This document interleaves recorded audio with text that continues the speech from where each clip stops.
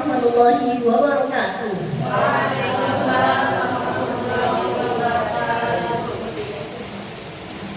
Selamat pagi Bapak Ibu Guru yang sudah hadir di acara hari ini. Semoga kita semua selalu dalam keadaan sehat dan bahagia. Nah, di acara hari ini kita kami dari kelompok 2 akan memaparkan praktik baik yang telah kami lakukan. Adapun pemateri pada hari ini yaitu ada Bu Nur Lela dan Bu Diana. Sebelum itu, mari kita berdoa terlebih dahulu untuk memulai acara. Mari kita buka dengan basmalah bersama-sama. Semoga hari ini dapat berjalan dengan lancar.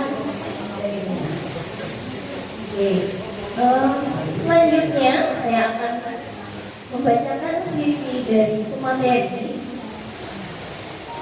Pemateri pertama yaitu Bu Nur Lela, lahir 5 Maret 1983 dengan pendidikan Sains Cirebon pada tahun 2007, mengajar di SMP Tunas Bangsa dengan mata pelajaran Bahasa Indonesia. Selanjutnya, pemateri kedua ada Bu Diana, lahir pada 13 Maret 1996 dengan pendidikan Universitas Swadaya Gunung Jati, mengajar di SMP Paripurna dengan mata pelajaran Bahasa Indonesia dan pengalaman organisasi yaitu Diksa Rasya. Baik, selanjutnya kita akan langsung ke pemaparan materi. Dari pemateri yang pertama yaitu Bu Nur Lela dengan judul Strategi Pembelajaran Struktur Laporan Hasil Observasi. Kepada Bu Nur Lela.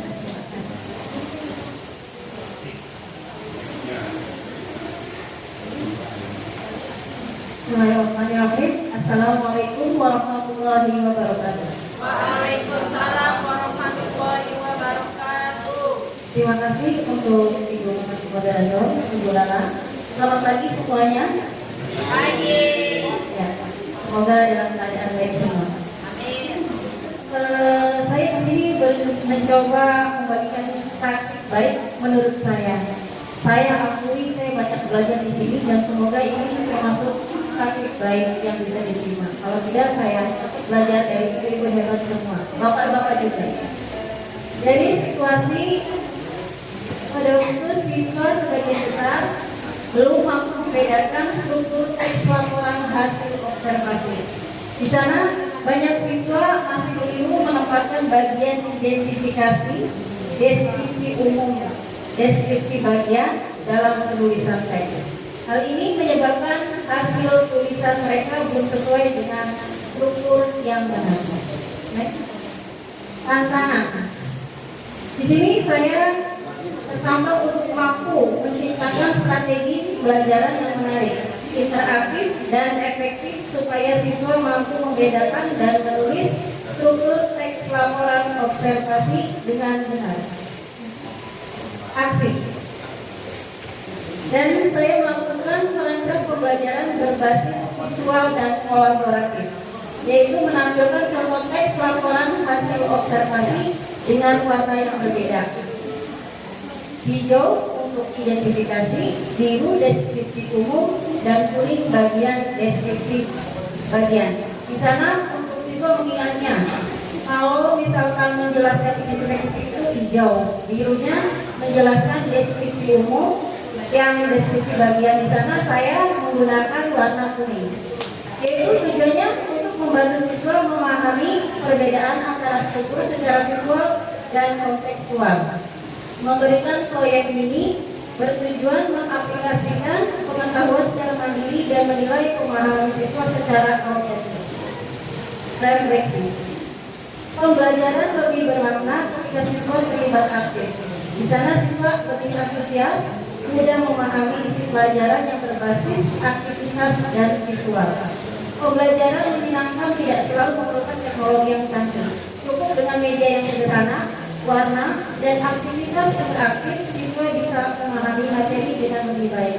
Siswa lebih percaya diri dalam menulis teks laporan hasil obser. Sekian dari saya. Terima kasih. Assalamualaikum warahmatullahi wabarakatuh. Terima kasih Bu Nurula atas pemaparan praktik baiknya. Sebelum ke pertanyaan, kita lanjut ke pemaparan materi yang kedua dulu, yaitu dari Bu Dian Istiana dengan judul Peta Analisis Cerpen. Pada Bu Dian Istiana, disilakan.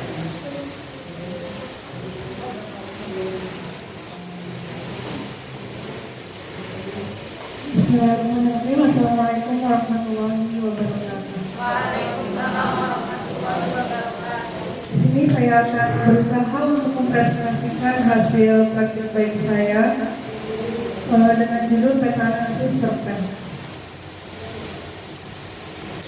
Kenapa saya mengambil materi ini? Berangkat dari masalah anak-anak. Sejauh ini anak-anak itu belum bisa sepenuhnya memahami apa itu perbedaan antara teks fiksi, novel, cerpen, dan lain sebagainya. Nah, untuk itu saya mengambil materi ini. Di antaranya yaitu tentang unsur intrinsik teks cerpen. Unsur intrinsik teks cerpen itu kan antara cerpen dengan novel dan teks fiksi lainnya itu sama, ya Bu. Nah, selanjutnya Pak, tujuan praktik baiknya yaitu mendeskripsikan penerapan model PJBL dalam mengidentifikasi dan menjelaskan unsur intrinsik teks cerpen. Kemudian yang kedua, membagikan langkah-langkah konkret dalam pembuatan produk visual berupa peta analisis cerpen. Jadi nanti anak-anak itu dibagikan, setiap kelompok itu dibagikan cerpennya, contoh cerpen setiap kelompok itu berbeda, tidak sama setiap kelompoknya. Nanti saya akan memberikan peta konsep analisis cerpennya. Kemudian yang ketiga, menunjukkan peningkatan keaktifan kreativitas dan kolaborasi peserta didik dalam pembelajaran bahasa Indonesia melalui kegiatan berkelompok dan presentasi. Langkah yang pertama saya ambil yaitu menggunakan pertanyaan semantik. Kemudian yang kedua, merencanakan proyek. Nah, di sini saya mulai membagikan LKPD pada setiap kelompok, dan nanti setiap kelompok itu mengisi LKPD berdasarkan format yang sudah diberikan oleh guru. Kemudian selanjutnya monitoring, yaitu melalui proses pengawasan. Jadi saya tidak pasif di depan kelas, tapi menunjukkan kepedulian terhadap siswa, memantau kegiatan kelompoknya. Kemudian presentasi. Setelah siswa selesai melakukan presentasi, setelah melakukan analisis, mereka diminta untuk menunjukkan hasil diskusi kelompoknya di depan kelas. Evaluasinya berupa refleksi pembelajaran, menggali pengalaman dan tantangan yang dihadapi. Jadi setelah presentasi selesai, saya melakukan kegiatan bagaimana perasaan kamu setelah mempelajari ini, apakah tujuan pembelajarannya itu sudah tercapai atau belum. Nah, itu sebagai bahan refleksi saya. Jadi produk akhirnya ada di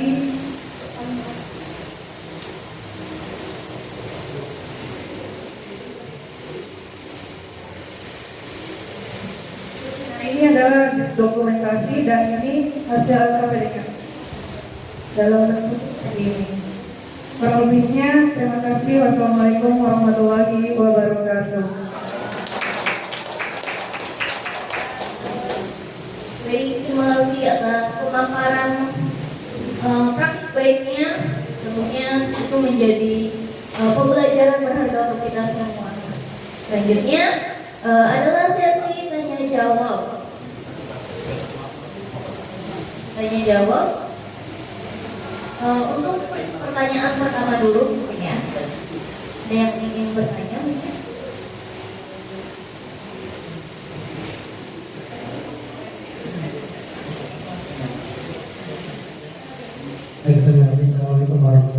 wabarakatuh. Nama saya Maidi dari kelompok 5 ingin menanyakan kepada pemateri yang kedua terkait dengan tadi scan. Pada saat aksi apakah ada sesuatu yang menjadikan kendala? Ketika itu dijadikan kendala, bagaimana orang guru pada saat itu menghadapi kendala tersebut? Kan biasanya ketika anak disuruh baca kan agak sedikit ini. Kemudian yang kedua ketika dia memahami itu kan belum sempurna. Nah, bagaimana peran guru memotivasi atau mendorong supaya siswa tersebut bisa memahami isi dari baca ini? Terima kasih. Baik, terima kasih Pak Maidi. Kita coba satu-satu dulu ya biar nggak lupa.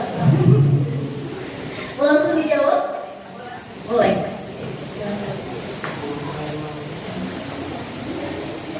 Ya. Tadi ada pertanyaan dari Pak Maidi, apakah ada sesuatu yang menjadi kendala dan peran apa yang saya lakukan terhadap kendala tersebut? Oke, tentunya dalam setiap langkah pembelajaran itu pasti menemukan masalah ya Pak. Terutama pada saat ini, jujur saja di sekolah saya pun tingkat literasinya itu masih cukup rendah Pak.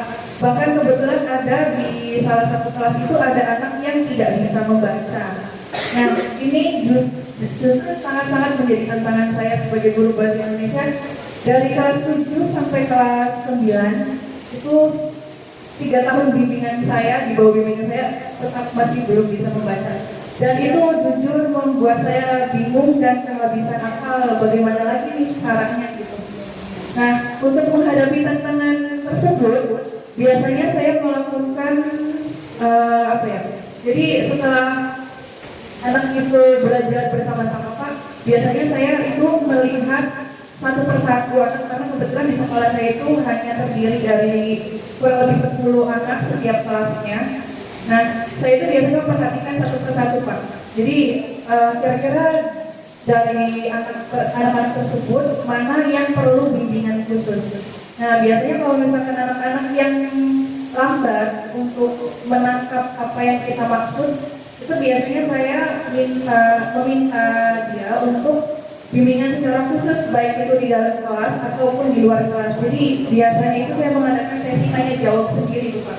Jadi nggak yang di dalam kelas diselesaikan bersama-sama. Jadi bimbingan khusus, melakukan bimbingan khusus. Itu saja, mungkin barangkali ada yang mau menambahkan. Terima kasih. Baik, terima kasih Bu Dian atas pemaparannya. Pak Meki, cukup atau? Oke, terima kasih. Baiknya pertanyaan kedua. Ada yang ingin bertanya lagi?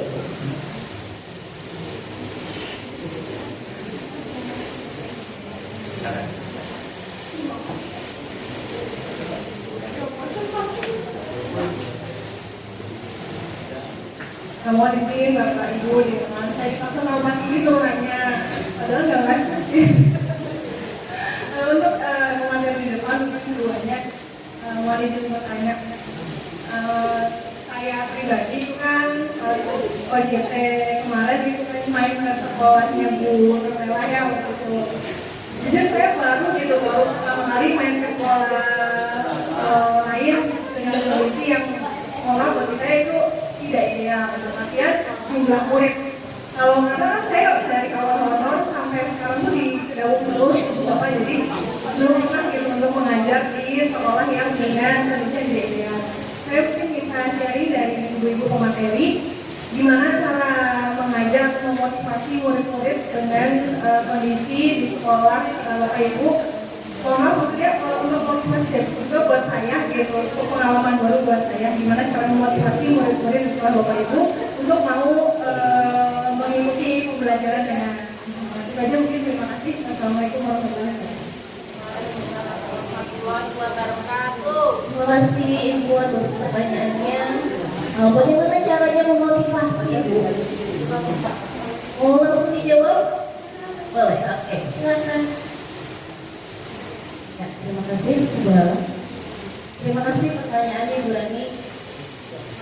Memang makanya waktu OJT di tahun sekolah Ibu Masrian juga selalu menolak kami karena fasilitasnya yang kurang memadai. Karena kami takut tidak bisa menghormati anak-anak semua untuk main ke sana. Bukannya apa-apa, karena fasilitas kamar mandi juga adanya mulai depan bisa yayasan di SMK. Nah itu alasannya juga. Terus untuk siswanya memang kebetulan di sana saya sebagai mahasiswa dia super duper masya Allah. Kalau jam 7 itu masuk belum ada bu di kantin. Makanya kalau jam 7 saya patroli dari belakang. Kan sekolahnya luas tuh ya, kayak outbound ya, kayak hutan yang ke belakang, ke sini, lari ke sana. Kayak anak sendiri aja bu jadinya. Ayo, mesti lembut banget bu. Kalau dikasari, dikasih peringatan, malah sebulan 2 bulan gak berangkat. Itu kenyataannya di sekolah kami bu. Dapat siswa juga, ya benar-benar buber gitu bu. Dari sekolah ke sekolah, benar-benar jadi siswa. Karena itu tempatnya kata orang mas serem, sebagian lagi enak adem kayak tempat wisata. Itu siswanya benar-benar bolang bu. Makanya untuk motivasinya itu dari benar-benar hati seorang ibu benar bu, mesti lembut banget. Boleh tanyakan sama rekan saya itu Tiara sama ibu tadi, benar-benar bu. Kalau sekolah istirahat main bola mau begitu kelasnya, yang gak mau bakalan, ya udah kasih kesempatan. Diturutin dulu bu kesenangan mereka. Mau main bola dulu boleh. Kalau udah sampai udah mau belajar masuk iya, diturutin dulu. Tapi setelah itu ada ketegasan bu. Saya gitu galak di sana. Kalau nggak ada ketegasan ya kebablasan mereka diturutin, tapi harus ada batasan. Tetap bu. Kalau nggak sekolah juga ya kami ke rumahnya ngebangunin. Karena di sana orang tuanya juga orang tua itu enggak teh. Karena di sana pekerja semua, jadi anak kesiangan wali kelas nanyain telepon orang gimana saya yang udah berangkat kerja gak ada yang bangunin ya sudah semuanya dia jadi gak ada dukungan sama orang tuanya. Jadi kami benar-benar dulu di sana udah sekolahnya kurang apa sih kata gue kurang banyak, tidak ideal, kurang ideal dan anak-anaknya juga ya itu. Tapi kami insya Allah Bu Sari Mutiara dan saya untuk selalu membangkitkan motivasi mereka untuk tetap belajar. Kalau misalkan yang berangkat lulus, nanti poinnya ada tambahan. Kalau misalkan ada reward dari guru masing-masing. Kalau misalkan 2 hari, 3 hari, seminggu disusul, nggak mau, nanti diiming-imingin adalah reward harus begitu bu, emang motivasinya dengan materi. Ya, terima kasih mungkin itu sih. Ya,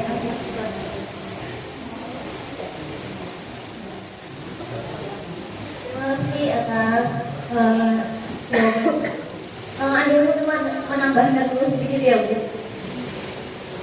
Terima kasih. Saya sedikit menambahkan bagaimana cara memotivasi siswa untuk mau belajar dalam kondisi yang terbatas.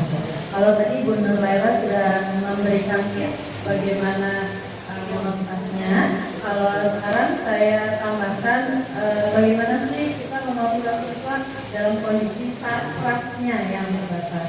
Nah, setiap kita menyajikan sebuah materi itu kan kadang juga kita tidak didukung oleh kelas yang sesuai gitu ya, sehingga kita bisa melakukan cara yang kreatif untuk menciptakan media pembelajaran ya. Sehingga pembelajaran tersebut lebih bermakna, menggembirakan tentunya bagi siswa gitu ya. Jadi kita bisa mencari literasi atau video-video bagaimana sih cara membuat media belajar yang menyenangkan bagi siswa. Baik, terima kasih atas jawabannya. Gimana itu Bu Reni? Jawabannya oke, terima kasih. Karena sudah selesai, jadi dapat saya simpulkan bahwa memang dalam pembelajaran agar anak-anak termotivasi, kita sebagai guru perlu untuk memotivasi itu ya Bu ya, meningkatkan bagaimana caranya memotivasi tadi sudah dipaparkan, dan pembelajaran yang bermakna itu sendiri adalah dengan bagaimana siswa itu terlibat aktif di pembelajaran. Sekian dari kami, kurangnya mohon maaf, lebihnya semoga dapat diterima. Wassalamualaikum warahmatullahi wabarakatuh. warahmatullahi wabarakatuh.